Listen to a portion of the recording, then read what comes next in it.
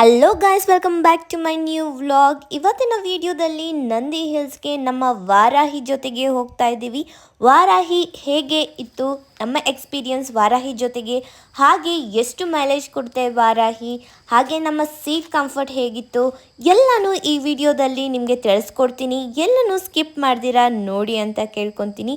ನಾನು ನಮ್ಮ ಯಜಮಾನ್ರಾದರೆ ಈ ಒಂದು ಟ್ರಿಪ್ನ ತುಂಬ ದಿವಸದಿಂದ ಪ್ಲ್ಯಾನ್ ಆದರೆ ಮಾಡ್ತಾಯಿದ್ರಿ, ನಮ್ಮ ವಾರಾಹಿ ಜೊತೆನೇ ಹೋಗಬೇಕು ಅಂತ. ಬನ್ನಿ, ನಿಮ್ಮನ್ನು ನಮ್ಮ ಜೊತೆಗೆ ಕರ್ಕೊಂಡು ಹೋಗ್ತೀವಿ ನಂದಿ ಬೆಟ್ಟಕ್ಕೆ.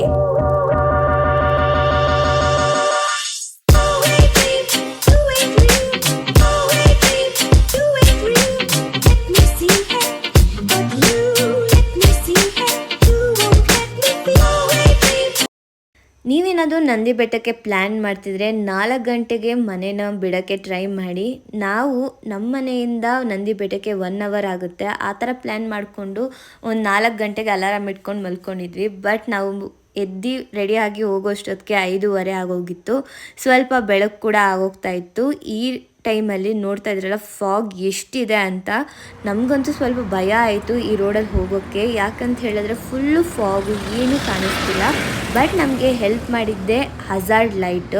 ನೀವೀಗ ನೋಡ್ಬೋದು, ಒಂದು ಗಾಡಿ ಆದರೆ ಅಲ್ಲಿ ಮುಂದೆಯಿಂದ ಬರ್ತಿದೆ, ಕಾರ್ ಅನಿಸುತ್ತೆ. ಯಾವ ರೀತಿಯಾಗಿ ಫ್ಲ್ಯಾಶ್ ಲೈಟು ತುಂಬಾ ಹಾರ್ಶಾಗಿ ಕಣ್ಣಿಗೆ ಬೀಳುತ್ತೆ. ನಾವು ಯಾವ ಕಡೆ ಹೋಗಬೇಕಂತ ನೀಟಾಗಿ ಗೊತ್ತಾಗಲ್ಲ. ಬಟ್ ಹಜಾರ್ಡ್ ಲೈಟು ಬ್ಲಿಂಕ್ ಆಗೋದ್ರಿಂದ ಆಪೋಸಿಟಲ್ಲಿ ಬರೋರಿಗೆ ನೀಟಾಗಿ ಗೊತ್ತಾಗುತ್ತೆ. ಒಂದು ಸ್ವಲ್ಪ ಲೈಟ್ ಡಿಮ್ ಆದಾಗ ಆವಾಗ ನಮಗೆ ಬೈಕಲ್ಲಿ ಹೋಗೋಕ್ಕೆ ಈಸಿ ಆಗುತ್ತೆ ಅಂತಲೇ ಹೇಳ್ಬೋದು.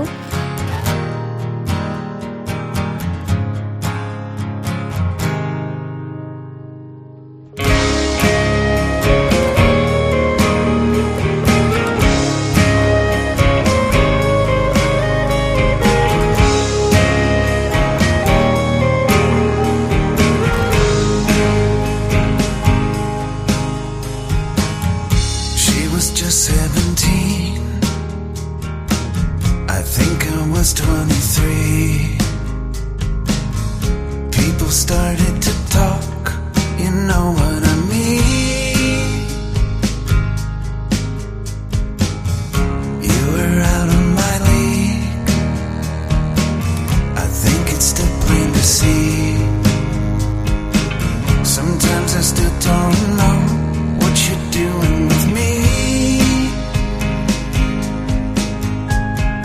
Took me home, I had to meet your dad, and everybody thought he'd be mad, but he didn't care. Nandi ಬೆಟ್ಟನ ರೀಚ್ ಆಗಿಬಿಟ್ವಿ. ತುಂಬ ಜನ ರೆಂಟೆಡ್ ಕಾರ್ಸು, ಓನ್ ಕಾರ್ಸು, ಟಿ ಆಟೋ ಅಂದ್ಕೊಂಡು ಎಲ್ಲರೂ ನಂದಿ ಬೆಟ್ಟನ ನೋಡೋಕ್ಕೆ ಬಂದುಬಿಟ್ಟಿದ್ದಾರೆ. ನಾವು ಕೂಡ ನಮ್ಮ ವಾರಾಹಿ ಜೊತೆ ನಂದಿ ಬೆಟ್ಟನ ನೋಡೋಕ್ಕೆ ಬಂದಿದ್ದೀವಿ. ನನಗಂತೂ ತುಂಬಾ ಖುಷಿ ಆಗ್ತಿದೆ. ತುಂಬ ದಿವಸದಿಂದ ಆದರೆ ಪ್ಲ್ಯಾನ್ ಮಾಡ್ತಾಯಿದ್ವಿ ನಂದಿ ಬೆಟ್ಟಕ್ಕೆ ಹೋಗಬೇಕು ಅಂತ. ಇವತ್ತು ನಮ್ಮ ಡ್ರೀಮ್ ಅನ್ನೋದು ಫಿಲ್ ಆಗಿದೆ. ಈ ವಿಡಿಯೋನ ಸ್ಕಿಪ್ ಮಾಡ್ದಿರ ನೀವು ಇಲ್ಲಿವರೆಗೂ ನೋಡ್ತಾ ಇದ್ದರೆ ನಾನು ಯಾರು ಅಂತ ನಿಮ್ಗೆ ಇನ್ನೂ ಗೊತ್ತಾಗಿಲ್ಲ ಅಂತ ಹೇಳಿದ್ರೆ, ನನ್ನ ಹೆಸರು ಪೂಜಾ, ನಾನು ಹೌಸ್ ವೈಫ್.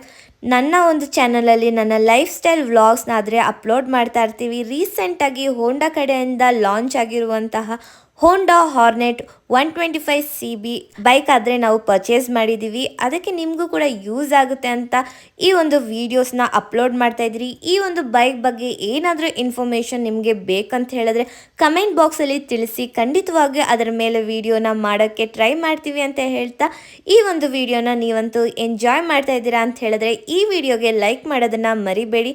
ಹಾಗೆ ನನ್ನ ಚಾನಲ್ನ ಸಬ್ಸ್ಕ್ರೈಬ್ ಮಾಡಿಕೊಂಡು ನೋಡಿ ಅಂತ ಕೇಳ್ಕೊತೀನಿ ಫ್ರೆಂಡ್ಸ್. ನಾವಾದರೆ ಈಗ ನಂದಿ ಬೆಟ್ಟದ ಮೇನ್ ಬಾಗಿಲು ಏನಿದೆ ಅಲ್ವಾ, ಅದನ್ನಾದರೆ ಎಂಟ್ರಿ ಮಾಡಿಬಿಟ್ರಿ. ನೋಡ್ಬೋದು ಈ ರೀತಿಯಾಗಿತ್ತು ವೈಟ್ ಕಲರಲ್ಲಿ, ತುಂಬಾ ಚೆನ್ನಾಗಿ ಕಾಣಿಸ್ತಿದೆ. ಹಾಗೆ ಯಾವ ಕಡೆ ನೋಡಿದ್ರು ಗಾಡಿಗಳು, ಕಾರ್ಗಳು, ಹಾಗೆ ಜನ ಅಂತ ಜಾಸ್ತಿನೇ ಇದ್ದಾರೆ. ಕೌಂಟರಲ್ಲಂತೂ ಜಾಸ್ತಿ ಟಿಕೆಟ್ ತಗೊಳೋದಕ್ಕೆ ಜಾಸ್ತಿ ಜನ ಇದ್ರು. ನೋಡ್ಬೋದು ನೀವು ಎಷ್ಟು ಜನ ಇದ್ರು ಅಂತ. ನಾನು ಅಂದ್ಕೊಂಡೆ ಹೀಗೆ ಇಷ್ಟು ರಶ್ ಇದೆ, ಬೆಳಗ್ಗೆ ಇನ್ನಷ್ಟು ಬೇಗ ಬಂದಿದ್ರೆ ಇನ್ನೆಷ್ಟು ಕ್ಯೂ ಇರ್ತಾಯಿತ್ತು ಕೌಂಟರಲ್ಲಿ ಅಂತ. ನೋಡ್ಬೋದು ಇಲ್ಲಿ ಟಿಕೆಟ್ ಕೌಂಟರು 2 ಇರುತ್ತೆ, ಮತ್ತು ಹೆಲ್ಮೆಟ್ ಕೌಂಟರು 1 ಇರುತ್ತೆ, ಮತ್ತು ಟಿಫನ್ಗೆ ಏನು ಪ್ರಾಬ್ಲಮ್ ಇರಲ್ಲ. ಟಿಫನ್ ಕೌಂಟರ್ಸ್ ಅಂತೂ 3-4 ಕಡೆ ಇರುತ್ತೆ. ಇಲ್ಲಿ ಒಂದು 50 ರೂಪಾಯಿ ಕೊಟ್ಟರೆ ಹೊಟ್ಟೆ ತುಂಬ ಊಟನೇ ತಿನ್ಬೋದು. ನೀವೇನಾದರೂ ನಂದಿ ಬೆಟ್ಟಕ್ಕೆ ಹೋಗ್ತಾ ಇದ್ರೆ ಕ್ಯಾಶ್ನ ಕ್ಯಾರಿ ಮಾಡಿ ಫ್ರೆಂಡ್ಸ್. ಯಾಕಂತ ಹೇಳಿದ್ರೆ ಅಲ್ಲಿ ಸಿಗ್ನಲ್ ಅನ್ನೋದು ಸಿಗಲ್ಲ ಜಾಸ್ತಿ. ಅದಕ್ಕೆ ನಿಮಗೆ ಫೋನ್ಪೇ ಅನ್ನೋದು ಸ್ವಲ್ಪ ಟೈಮ್ ವರ್ಕ್ ಆಗದಿರ ಇರ್ಬೋದು. ಅದಕ್ಕೆ ನೀವು ಸ್ವಲ್ಪ ಕ್ಯಾಶ್ನ ಕ್ಯಾರಿ ಮಾಡಿದ್ರೆ ತುಂಬಾ ಒಳ್ಳೆಯದು.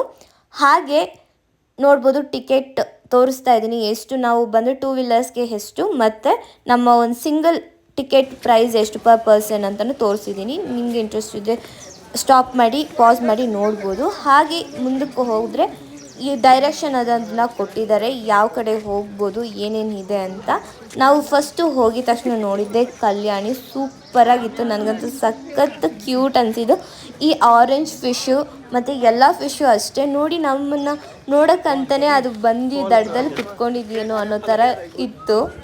ಇಲ್ಲಿ ಸ್ಟಾರ್ಟಿಂಗಲ್ಲೇ ನಾವು ಆಪೋಸಿಟ್ ಡೈರೆಕ್ಷನ್ಗಾದರೆ ಹೋಗಿಬಿಟ್ವಿ. ಸ್ವಲ್ಪ ಅಪ್ಪಾದರೆ ಇತ್ತು, ನನಗೆ ಓಡಾಡಿ ನನಗೆ ಸುಸ್ತಾಗಿಬಿಟ್ಟು ಸ್ವಲ್ಪ ಕುತ್ಕೊಂಡ್ಬಿಟ್ಟೆ. ಅಲ್ಲಿ ಕುತ್ಕೊಂಡಿದ್ದೀನಿ, ನೋಡ್ತೀನಿ ಕಾಲ ಹತ್ರ ಈ ಒಂದು ಕ್ಯೂಟ್ ಸ್ನೇಕ್ ಆದರೆ ಹೋಗ್ತಿತ್ತು. ನನಗೆ ಭಯ ಆಗೋದಕ್ಕಿಂತ ಅದು ಯಾವು ಅನ್ನೋದು ನೋಡೋದೇ ತುಂಬ ಕ್ಯೂರಿಯಾಸಿಟಿ ಆಗಿತ್ತು. ನಿಮಗೇನಾದರೂ ಯಾವುದು ಅಂತ ಗೊತ್ತಿದ್ದರೆ, ಹೆಸರೇನಾದರೂ ಗೊತ್ತಿದ್ದರೆ ಕಮೆಂಟ್ ಬಾಕ್ಸಲ್ಲಿ ಅದೇ ತಿಳಿಸಿ. ಇನ್ನು ಸ್ವಲ್ಪ ಮುಂದಕ್ಕೆ ಹೋದರೆ ನಂದಿ ಆದರೆ ಕಾಣಿಸ್ಕೊಂಡ್ರು. ನಂದಿಗೆ ನಮಸ್ಕಾರ ಹಾಕ್ಕೊಂಡು ಹಾಗೆ ನಾವು ಮುಂದಕ್ಕೆ ಹೊರಟ್ವಿ.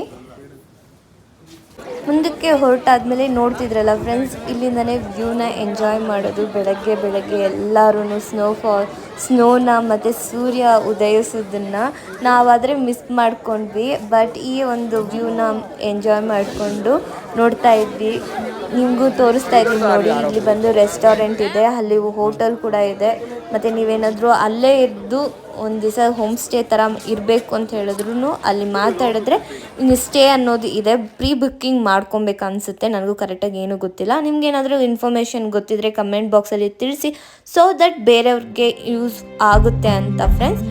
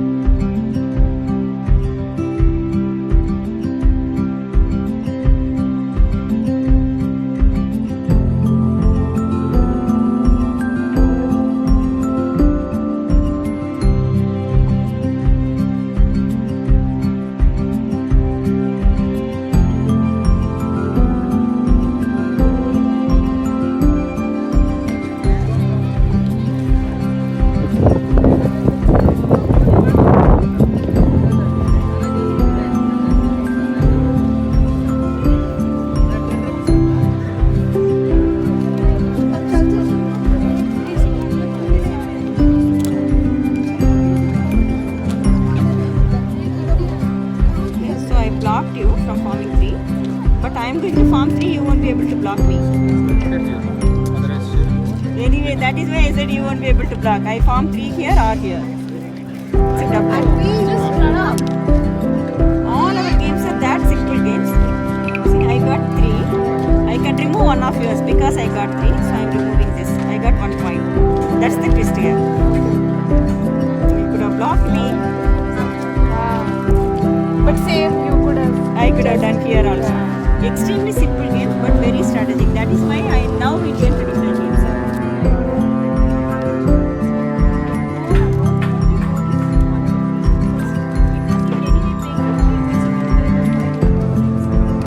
ನಂದಿ ಬೆಟ್ಟದ ಬಗ್ಗೆ ನಿಮಗೆ ತಿಳಿಸ್ಕೊಡ್ಬೇಕಂತ ಹೇಳಿದ್ರೆ, ನಂದಿ ಬೆಟ್ಟ ಚಿಕ್ಕಬಳ್ಳಾಪುರ ಜಿಲ್ಲೆಯಲ್ಲಿದೆ.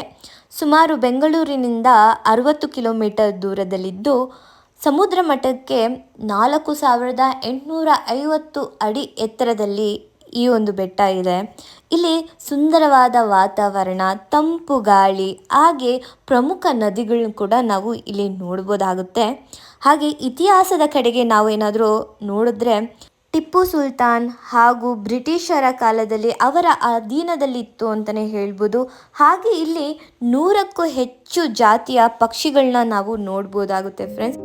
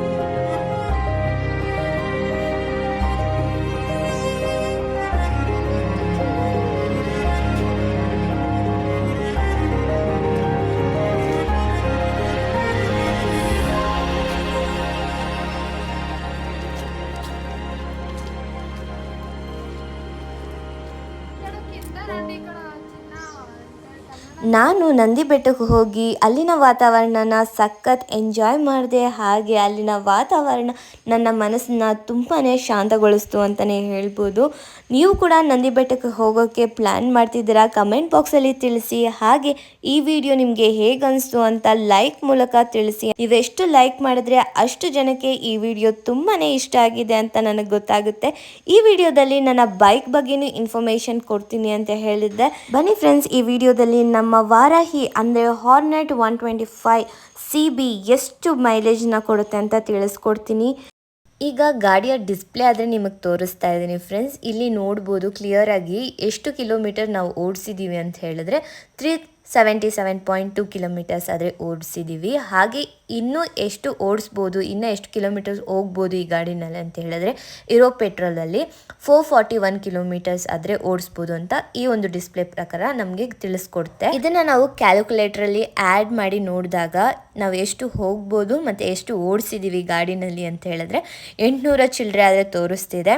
ಇದನ್ನು ನಾನು ಎಷ್ಟು ಪೆಟ್ರೋಲ್ ಹಾಕ್ಸಿದ್ದೀನಿ ಈ ಗಾಡಿಗೆ ತಗೊಂಡಾಗ ಅಂತ ಹೇಳಿದ್ರೆ 10 ಲೀಟರ್ ಪೆಟ್ರೋಲ್ ಆದರೆ ಹಾಕ್ಸಿದ್ದೆ.